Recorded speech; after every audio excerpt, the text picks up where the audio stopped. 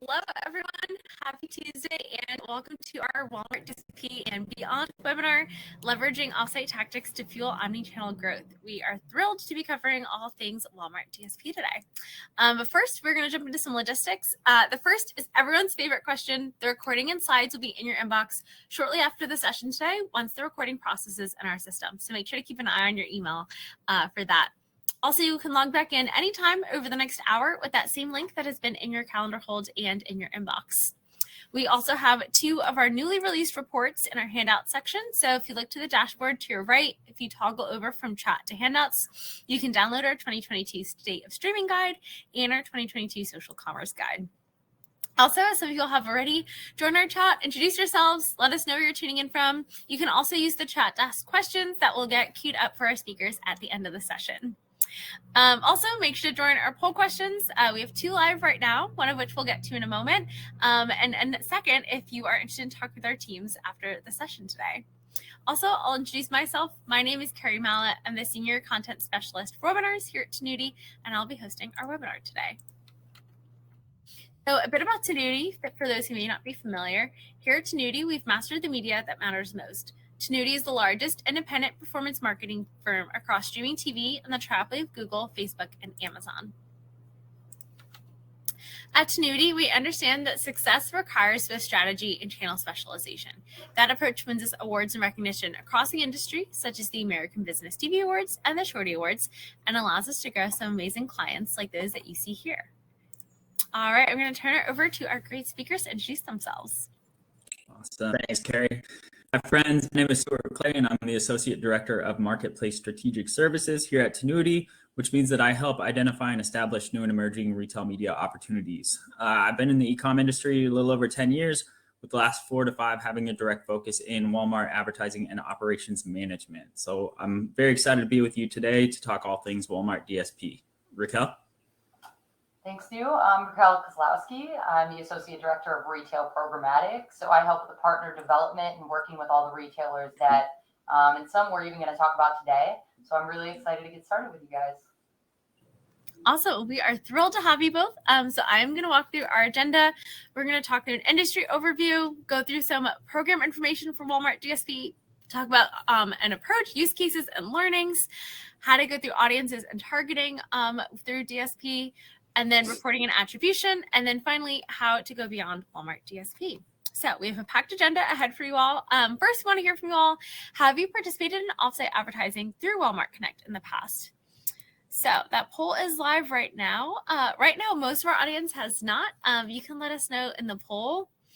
And the good news is that whether you have or have not, Stu and Raquel have lots of great info ahead. So, all right, looks like pretty overwhelmingly we have not. So you are definitely going to get a great lowdown in today's session. So I'm go off camera and hand it over to Stu. Awesome. Thanks, Carrie. So it's no surprise that programmatic and retail media ad spending is growing and at a very rapid pace. With U.S. programmatic ad spending on pace to grow over 22% to nearly $130 billion by 2022, we're seeing more and more retailers want a piece of this pie. And as retail media opportunities progress, we're also seeing a similar dramatic increase in retail media ad spending, with U.S. digital retail media ad spending on pace to grow over 16% to nearly $41 billion by the end of 2022. So why this increase in trends and opportunity? There's a handful of reasons for this, but it primarily boils down to 2 main areas of focus. The first being a shift in consumer purchasing habits, and the second being the deprecation of third-party cookies. When it comes to the deprecation of third-party cookies, sellers no longer have access to the consumer purchase path, conversion insights, and corresponding targeting and ad opportunities that historical 3P cookie-based solutions could provide. And when sellers can no longer leverage this data, there's really only one place they can go, and that's to the retailers and corresponding retail media networks themselves. Since 1P data is now the gold standard, sellers and agencies alike understand the need for leveraging this data at scale, which is why you are seeing more and more retail media opportunities arise. In addition to the deprecation of third-party cookies, we're also seeing a shift in omnichannel consumer purchasing habits, meaning more and more customers are leveraging a hybrid approach to shopping that starts online and ends in store. Retail media allows you to better understand the customer journey at all points of the purchase funnel, including giving visibility into online ad performance that will impact offline purchases, thus closing the loop on your holistic ad strategy. This is a trend that I definitely don't see slowing down anytime soon, as consumer adoption of click and collect and omnichannel orders continues to grow at an expedited pace. Let's take a look at how Walmart is positioning themselves to take advantage of these trends.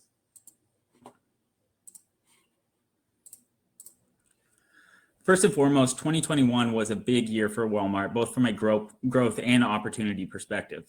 As mentioned, with 1P data being an essential pillar of many sellers' ad strategy, Walmart understands that they need to position themselves to allow their advertisers to access and act on this data at scale. This is why we are seeing Walmart double down on their investment to transition more of these ad opportunities to a self-serve model. Historically, most all Walmart opportunities were managed solely by the Walmart Connect team. As adoption of these ad opportunities progressed, Walmart realized that in order to scale these programs, they would either need to aggressively scale internal resources or prioritize a more cost-effective solution, which is to build out a self-serve offering of each ad type, thus allowing adoption to scale while preserving internal resources. This transition started with sponsored products in early 2020, followed by search brand amplifiers in August of 2021, followed by Walmart DSP and DSS soon thereafter at the end of 21 and going into 22. And with these new ad types brings new opportunity. One specific opportunity we'd like to dial into today is Walmart DSP. With increased popularity of retail media and programmatic ad opportunities, Walmart realized that they can leverage these trends by joining their first-party audiences, data, and reporting capabilities with one of the largest and most dynamic media buying platforms in the US, The Trade Desk.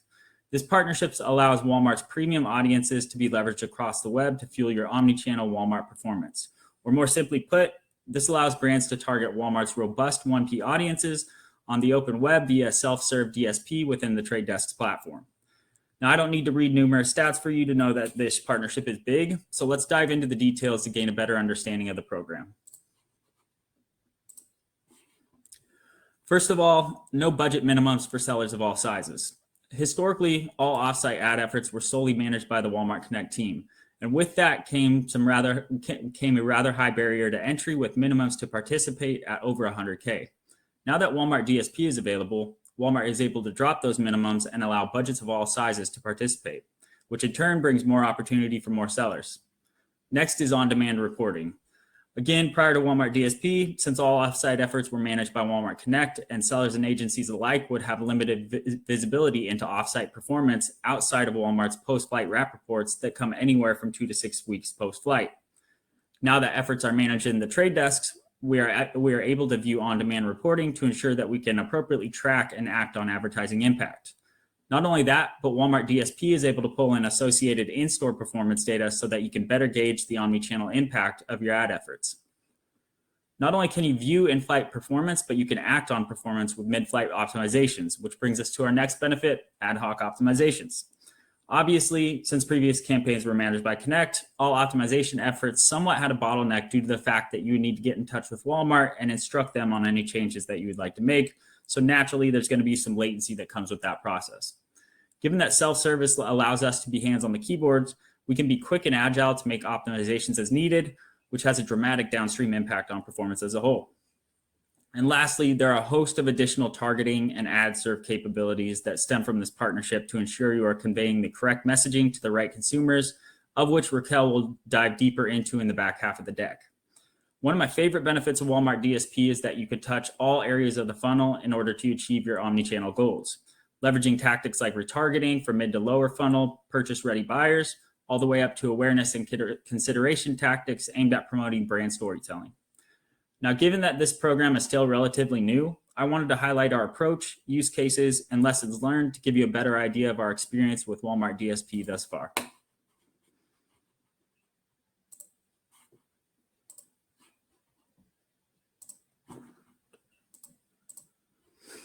Our approach to DSP management is pretty straightforward. Drive brand and product awareness with mid to upper funnel tactics, feed your search and retargeting funnel with mid to lower funnel tactics, and drive revenue growth for your business, which is the point of advertising. And from a use case perspective, in summary, Offsite allows you to cast a broader net by targeting the whole funnel outside of Walmart owned and operated properties. This includes situations like the following. First, understanding that the consumer purchase path is far from linear, a brand can leverage Walmart DSP to reinforce search and on-site display efforts with additional consumer touch points across the web. with the intent to target or remind the user of the product or brand when on the open web. Also, I see many situations where a brand may have a JBP or spend commitment with Walmart and already have ample on-site display efforts locked in. To avoid over-indexing in on-site display, expand to off-site to reach a broader pool of customers to, again, influence awareness and capture demand outside of Walmart.com. Another situation would be for a brand that needs to balance return-based and share-based goals with a full funnel strategy. As mentioned previously, Walmart DSP works great for this, as you can leverage tactics like retargeting for purchase-ready buyers and tactics like lifestyle brand storytelling for consideration or awareness plays. And lastly, let's say a brand has exhausted on-site efforts and is noticing minimal competitive share improvements on Walmart. They can leverage off-site for conquesting efforts aimed at earning market share from top competitive brands who may or may not even be selling on Walmart.com. With Walmart DSP, we're able to target a vast pool of buyers who can help influence new to brand and competitive share performance. In addition to these use cases, we've also obtained some great planning and prep learnings as we work to integrate folks on the platform. So let's go ahead and take a look at those. First and foremost, we have the approval. So despite Walmart DSP being out of beta, an approval is still required from Walmart Connect in order for brands to participate. It's required that you are a 1P supplier for Walmart Connect, and full national distribution is strongly recommended to support in-store performance. Additionally, you will also need to obtain access to Walmart DSP, which will be completed once approval is granted and the integration process begins. Once a seller is approved, it's important to note that the DSP is not yet ready to perform. In order to begin drafting campaigns, we first need to make sure that Walmart prepares the catalog and the audiences are ported over to the platform, which is completed from Walmart Connect's end. In my experience, this process can take anywhere from 4 to 6 weeks. However, that time frame is flexible and will likely improve as experience is gained.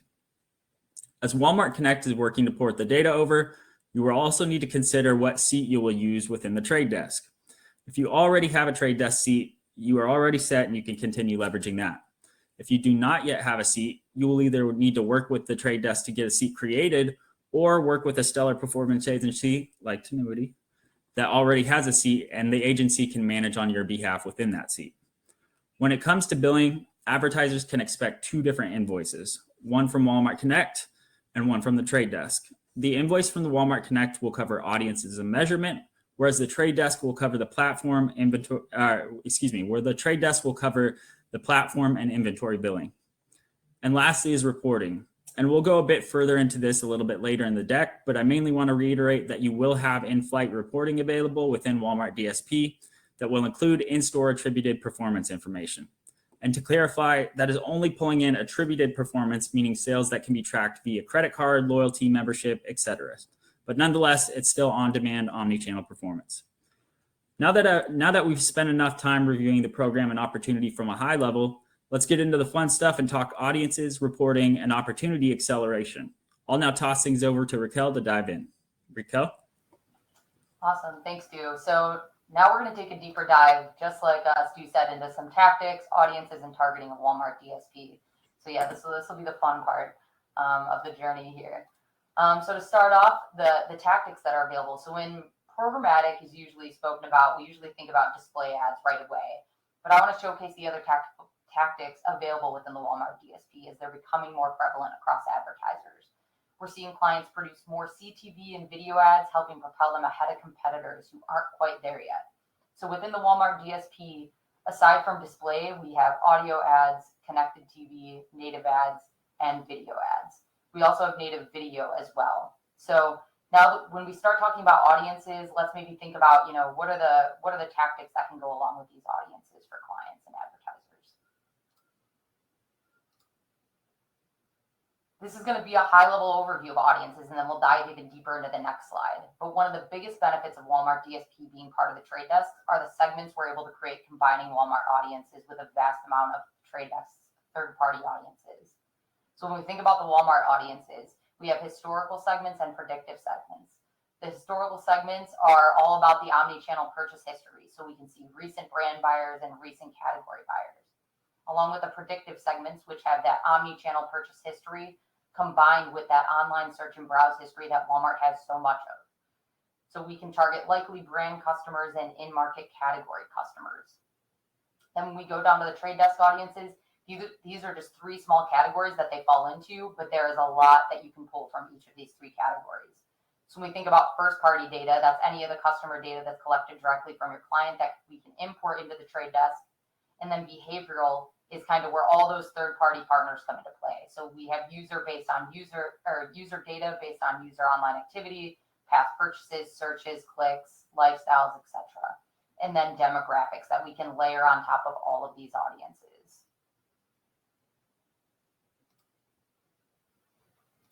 So when we dive a little bit deeper and look at each of these segments more on a deep level, to start off, I want to mention that all specific brand data that's specific to you as a client or as an advertiser is private. So it's only accessible to your brand. So no other competitor can get in there and see your data or steal your data to conquest.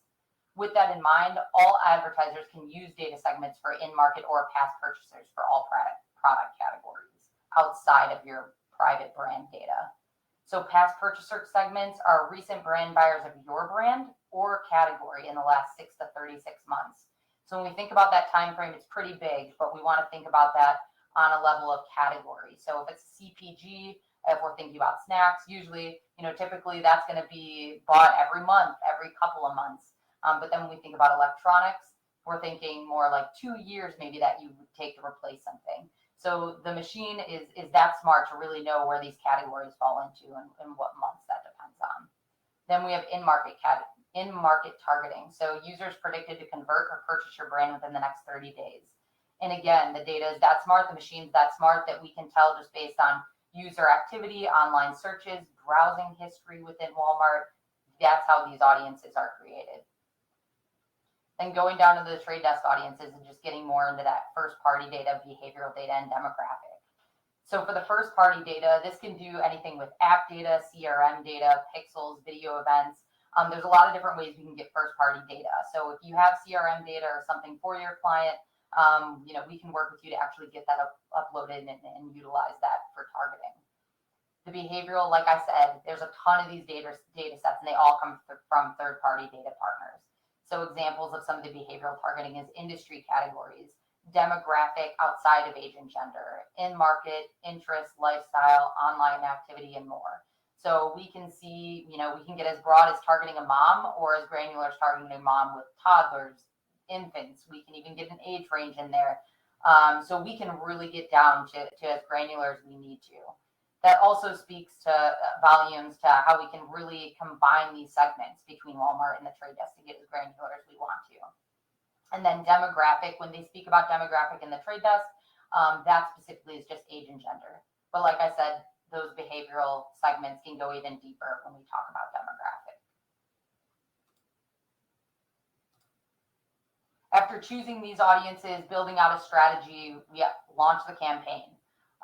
Launching a campaign isn't just launching it and setting it live. It's really about monitoring it closely. That's what our team is dedicated to. So we're watching to make sure that we're pacing for budget delivery and to hit and exceed our KPI goals. So this is where optimizations come into play. There's a lot of different triggers that can be pulled in the trade desk to make optimizations. And we've showcased some of these in the blue boxes below, such as the frequency, budget, audiences, and so forth. So take optimizing budget, for example. Having the campaign built out efficiently helps us to be able to move budget fluidly across the campaign. So when we build out a campaign, we try to make it as granular as possible. So that way I have specific audiences to specific budgets.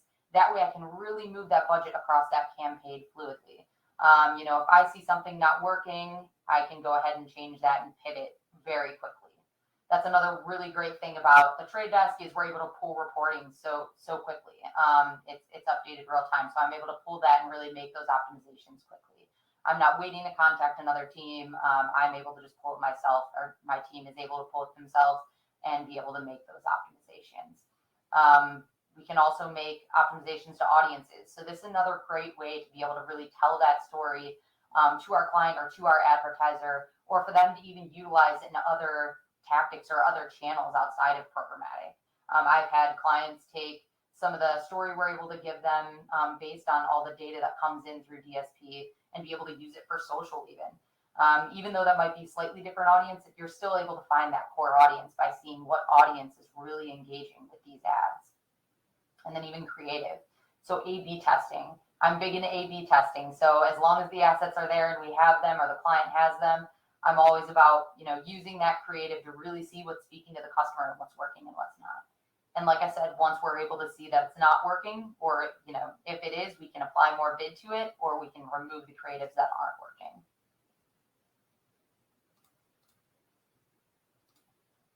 Kind of to wrap up just the targeting section of it and kind of talking about those tactics, I want to go over some of the high-level benefits that really come with the trade desk being combined with the Walmart. So the trade desk, like I said, Walmart being partnered with it allows us to utilize the premium inventory that the trade desk has for targeting, for measurement, for even ad placements. Trade desk is one of the top leaders in the DSP industry. So they have a lot of data partners that they work with. Then with the targeting, like I said, we can get very granular. And with cookies going away in the future, retailer data is the next big step of getting the targeted data that we need. They have a ton of proprietary data that we're actually able to utilize, and theirs is based off of purchase behavior. And like I said, any of their on-site behavior that they're able to track, searches, browsing, loyalty cards.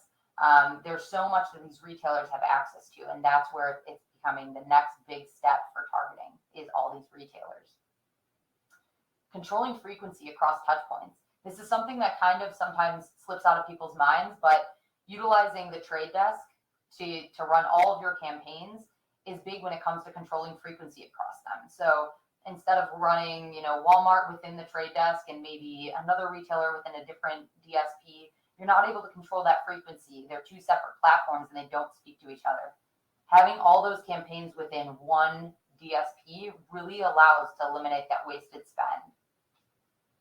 And then the Walmart closed loop measurement, as Stu was speaking about earlier. So this is really important. We're able to get that extensive reporting and pretty much right away. There isn't much lag there to be able to see the online and the in-store sales reporting. So we're able to see that reporting and again, be able to optimize off it, which is huge. And that'll kind of segue us right into reporting and attribution. So talking about the reporting capabilities of the trade desk, there's a lot of them. So in this snippet, you can kind of see these are just the templates that are available. So you can also create custom reporting. So there's a lot of templates that you can see right here, and I've listed some of them off, so you're able to actually read through them. But aside from these, you can even create your own custom reports, and there are tons of different fields and metrics available within the trade desks. So basic Walmart sales is one of them. We can get down to geo insights, inventory performance, technology and devices performance, time and day performance. There's a lot here. And when we pull these reports, this is just another way for us to optimize, like I said. These are also things that we can get back to the client to show them what's working and what's not for them. But it's great to see that there's such an extensive reporting available to us at all times, no matter when we want to pull it.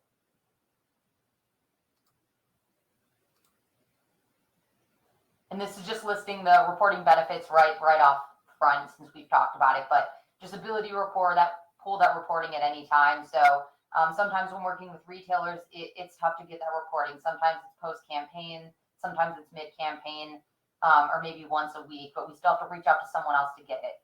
We're able to get any reporting you want at any time. That is a big deal and a big benefit when it comes to working with a platform. That closed loop reporting, so we're able to get that. Some retailers have different minimums, but for the most part, we're able to get that closed loop reporting, especially for Walmart, as we're talking about Walmart specifically. We're able to get that closed loop reporting at no minimum to get those online and in-store sales. And then granular reporting, just like that targeting, I can put as many metrics and fields as I want in here to really get down as granular as I want to. I can change date and time. I can change any fields to really be able to make a report that tells a story. And then attribution, where I feel like everyone cares about most to really know how you measure what's going on with your campaign. So there are two ways that campaigns have attribution set up when we're speaking about Walmart DSP specifically. So the first way is measurement using Walmart item sets, which is most likely what would be used. Item sets are a collection of products organized by category, brand, and item in your product catalog. So kind of like Stu was talking about earlier, a product catalog needs to be set up. anything within that item set is what's going to be considered as a conversion when a sale happens on your campaign. So this is really what's going to be the attribution piece or that conversion piece of your campaign. Only one item set can be used per campaign for measurement. So you can have your product catalog uploaded, but just one item set per campaign can be used. Once that start date of the campaign has passed, the item set can't be changed. So that's just something to keep in mind. You'd kind of have to start that campaign all over again if you had to change it.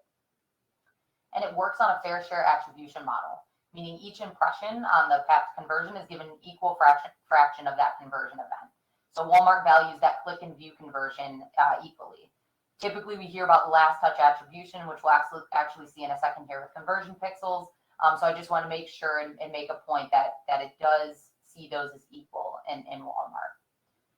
Another great thing is it gives a 14 and 30-day look back window in providing reporting. So when I pull a sales report, I can see a 14 look back window and a 30-day. So both of those work, really well to be able to see kind of what was recent and what's going back a little bit further. We can also use measurement using conversion pixels. So even though this all has to do with item sets, we can utilize conversion pixels if it's something working with like a D2C or something along those lines. It does use last touch attribution for conversion pixels. And the problem with using conversion pixels, if you're really trying to get that sales data, is Walmart sales performance data is not available when you use this attribution method. Because in this case, it's not actually attributing to the item sets within Walmart. So it just can't track that way. So now we'll dig into a little bit more about additional retailers. So like I said, retailers are the next big push.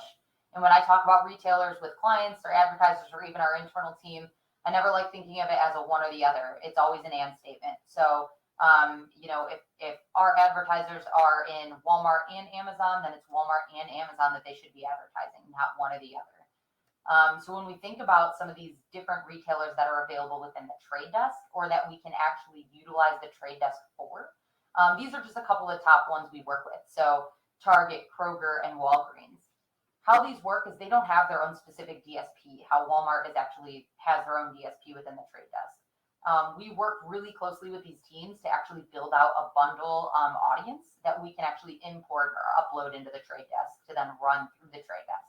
So we still get all of that great reporting. We still get all of those triggers that we can pull for optimizations, but just utilizing the data from these retailers.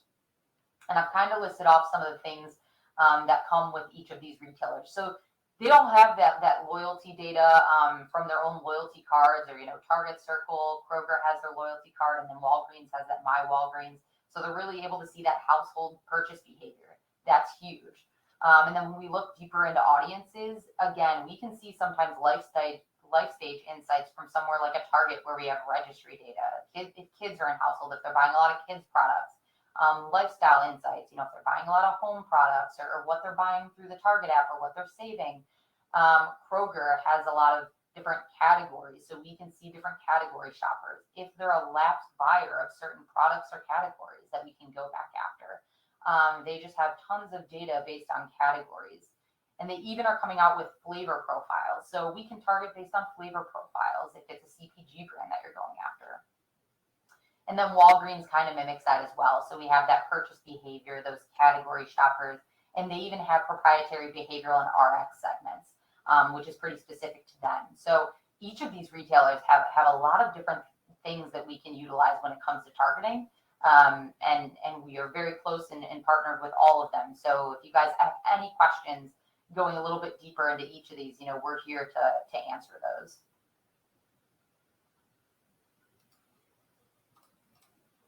So that really wraps up my section as well, but talking about the key takeaways from all of this, there's quite a bit, but if Stu and I could put only a few together that we really want to hit home with, the consumer purchase path is not linear. So plan strategies to target consumers at all areas of the funnel.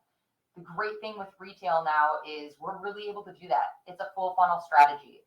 We're able to do that with all of the data and combining segments now.